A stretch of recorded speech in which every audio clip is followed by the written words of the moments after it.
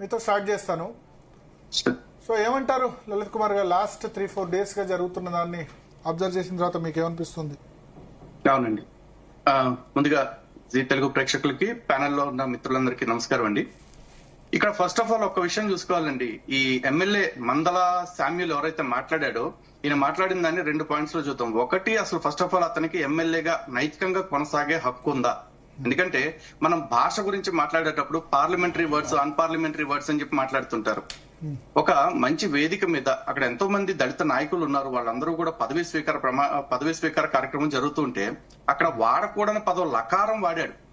ఎవరి గురించి వాడాడు పక్కన పెట్టేస్తే, అలాంటి వ్యక్తి అంటే ఏ వేదిక మీద తన భాషను ఏ విధంగా నియంత్రించుకోవాలో కనీస జ్ఞానం లేని వ్యక్తి ఇలాంటి ప్రజాప్రతినిధిగా ఉండటానికి అసలు ఏమాత్రమైనా యోగ్యత ఉందా అనేది ఫస్ట్ క్వశ్చన్.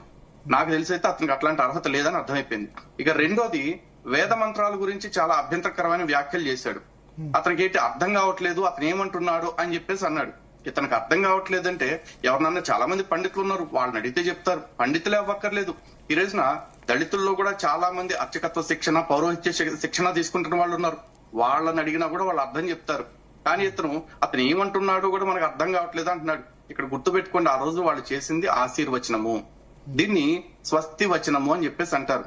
స్వస్తి ప్రజాభ్య పరిపాలయంతం న్యాయేన మార్గేణ మహిమహిష అని కోరుకునేది సనాతన ధర్మం. అంటే పాలకులందరికీ శుభం జరగాలి, వాళ్ళు ఎప్పుడు కూడా మంచి బాటలో న్యాయ మార్గంలో నడుచుకోవాలి అని చెప్తారు. బహుశా ఇది కాంగ్రెస్ నాయకులకి నచ్చకపోవచ్చు, ఎందుకంటే న్యాయ మార్గంలో నడుచుకోవటం, అందరినీ సమానంగా గౌరవించడం అనేది వాళ్ళ డిక్షనరీలో ఎప్పుడు లేదు కాబట్టి, హిందూ వ్యతిరేక విధానం అనేది వాళ్ళ డిఎన్ఏలో ఉండిపోయింది కాబట్టి. అందుకే కదా రేవంత్ రెడ్డి గారు మనం డైరెక్ట్ గానే చెప్పారు, మా పార్టీ కాంగ్రెస్ అంటే ఇస్లాము, ఇస్లాం అంటే కాంగ్రెస్, నా పేరు కూడా అవసరమైతే రేవంత్ ఉద్దీను అని కూడా చెప్పుకున్నారు. ఇంతకంటే నిస్సిగ్గుగా బాహాటంగా చెప్పుకోవటానికి కూడా ఏమి మిగలలేదు.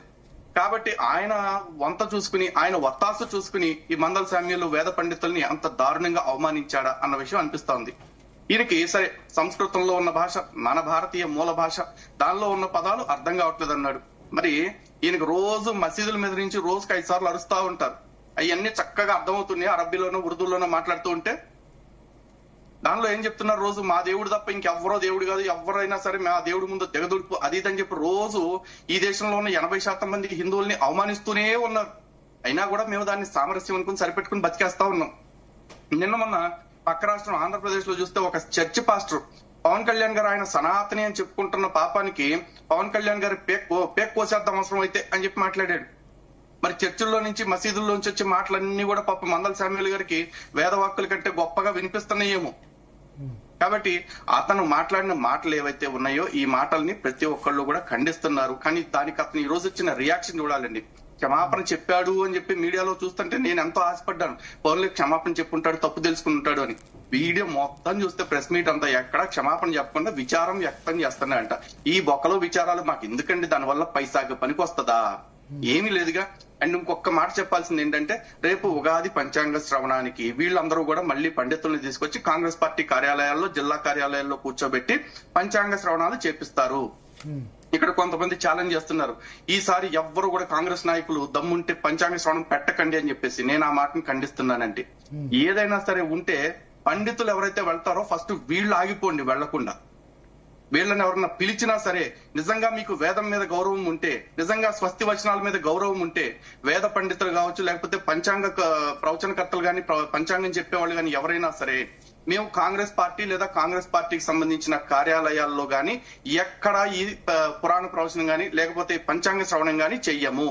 ఎప్పుడు చేస్తాము అంటే, ఈ మందల శామ్యూల్ దిగొచ్చి స్పష్టంగా నేను మాట్లాడిన మాటలు తప్పు, ఇది నేను ఉద్దేశపూర్వకంగా మాట్లాడినా, ఉద్దేశపూర్వకంగా లేకుండా మాట్లాడినా సరే, మాట్లాడిన మాటలైతే హిందువులందరినీ బాధ పెట్టాయి కాబట్టి యావత్ హిందూ సమాజానికి, మరీ ముఖ్యంగా బ్రాహ్మణులకి, మరీ ముఖ్యంగా వేద పండితులకి నేను క్షమాపణ తెలియజేస్తున్నా. భవిష్యత్తులో ఎప్పుడు ఇలాంటి మాటలు మాట్లాడను అని స్పష్టంగా చెప్పిన తర్వాతే ఏ పండితుడైనా సరే ప్రవచన దీనికి వెళ్ళాలి, పంచాంగ శ్రవణానికి.